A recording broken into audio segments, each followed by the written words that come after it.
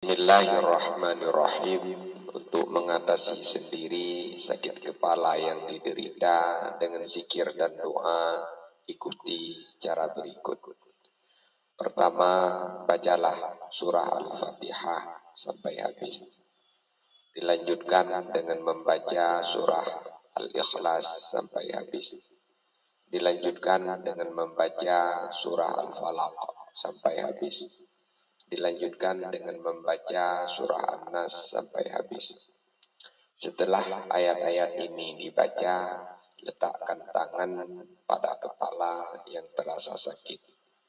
Lalu bacalah 3 kali Bismillah, Bismillah, Bismillah.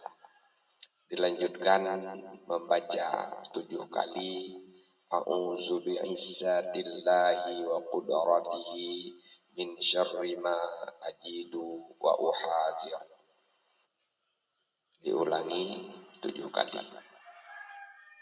Kemudian dilanjutkan dengan doa Ya Hayyu Ya Qayyum birahmatika astaghis fashfini bima ajidu wa ta'allam. Ya Hayyu Ya Qayyum birahmatika astaghis fashfini bima ajidu wa ta'allam. Ya Hayyu Ya Qayyum birahmatika astaghis fashfini bima ajidu wa ta'allam. Insyaallah akan sembuh biiznillah. Wallahu a'lam bishawab.